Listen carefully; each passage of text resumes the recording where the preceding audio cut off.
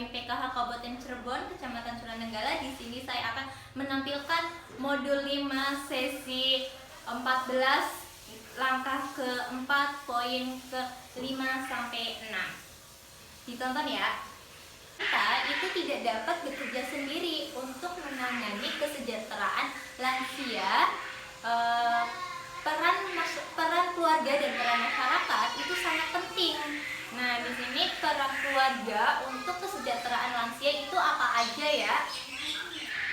Makanan, Iya, pakaian bersih, terus apa lagi, Bu?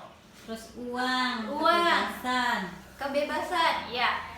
Kesejahteraan di lingkungan keluarga itu membutuhkan kebebasan, terus uang, pakaiannya yang bersih, ya. Sedangkan kalau misalkan kesejahteraan itu di masyarakat itu yang bagaimana? posyandu, Ya. Terus apa lagi? lansia. Senam lansia. Nah, iya, kalau misalkan di masyarakat itu lansia butuh posyandu, kayak nanti setiap bulannya itu lansia pergi ke posyandu. Sedangkan kalau misalkan senam, lansia juga membutuhkan senam karena untuk kebebasannya. Terus, nah nanti kita lihat flipchart 9-nya yuk, tentang kita baca flipchartnya ya ibu-ibu. Nah, di sini itu poin pertama sama poin kedua, Ibu Rupiah. Coba bacakan. Menyediakan makan sehat termasuk mengingatkan untuk makan, memperhatikan kesehatannya termasuk mengantarkannya ke puskesmas. Nah, iya, dari poin 1 sama poin kedua menyediakan makanan. Berarti kita harus menyediakan makanannya untuk lansia. Itu makannya seperti makanan yang bergizi. Terus lansia biasanya suruh makan itu nggak mau. Jadi kalau misalkan tidak mau, kita sediain aja biar nanti dimakan sendiri. Nah, terus yang kedua itu memperhatikan kesehatannya. Memperhatikan kesehatan itu seperti kayak misalkan lansia itu sakit, itu kita butuh mengantarkannya untuk ke dokter. Itu. Coba sekarang Ibu Nenti baca yang poin ketiga sama poin 4.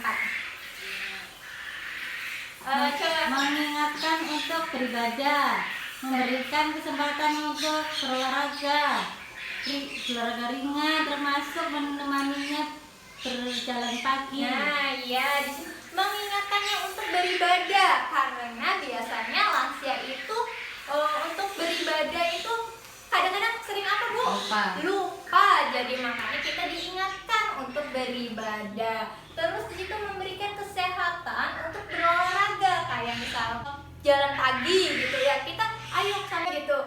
Suruh jalan pagi gitu.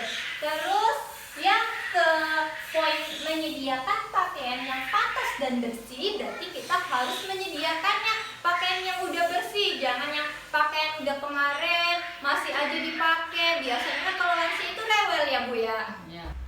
Nah, poin menjadi pendengar yang baik itu sangat penting bagi lansia. Terus mengasihi orang tua dengan tulus. Kita kepada orang tua itu harus tulus biar mereka nyaman.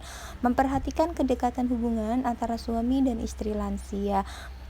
Terus ada memberi kesempatan untuk kegiatan sosial lainnya bersama-sama. Jadi kalau misalkan ada kegiatan sosial, biarkan saja lansia itu suruh berkegiatan, karena nanti kalau dicegah itu bakalan marah-marah yang tidak jelas tuh. Terus ada lagi yang memberikan kegiatan yang merangsang memori daya ingatnya seperti membaca, mengisi teka-teki dan teka-teki silang. Nah, di situ untuk daya ingatnya lansia digali gitu. Itu untuk apa? Kesejahteraan lansia, meningkatkan kesejahteraan lansia di dalam apa? Keluarga. Sedangkan kesejahteraan lansia di dalam masyarakat itu ada apa aja, Bu?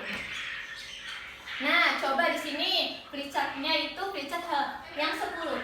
Pesan serta masyarakat terhadap lansia. Yang pertama itu kerjasama dengan puskesmas menyediakan posyandu lansia.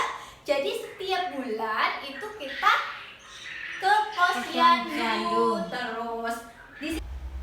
Menginisiasi kegiatan seperti lansia, rekreasi. Nah, di situ lansia butuh rekreasi karena untuk hatinya itu biar senang, bahagia. Menggalang pertemuan lansia rumah mengikuti pengajian atau kebaktian seni budaya dan arisan. Nah, si lansia juga butuh yang namanya kumpul-kumpul seperti arisan kayak gitu ya, Bu. Ya.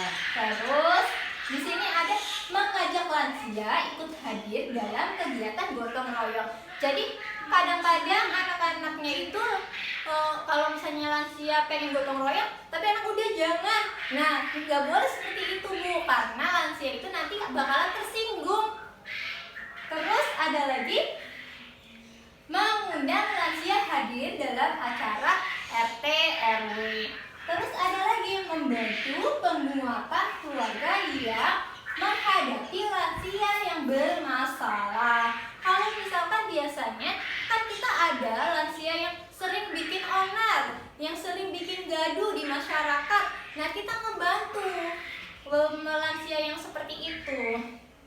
Terus di sini teman menuju ke lembaga yang terkait jika menemukan lansia bermasalah atau mendapatkan kekerasan.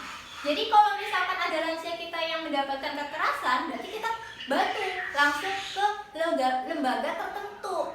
Nah, lanjut yang terakhir itu memiliki lembaga rujukan terkait dengan kebutuhan lansia. Nah, di situ berarti untuk apa, Bu, ini? Serta masyarakat dalam meningkatkan kesejahteraan lansia. Penampilan dari saya modul 5 sesi 14 langkah keempat poin 5 sampai poin 6. Semoga bermanfaat. Hitofi walidayah. Wassalamualaikum warahmatullahi wabarakatuh.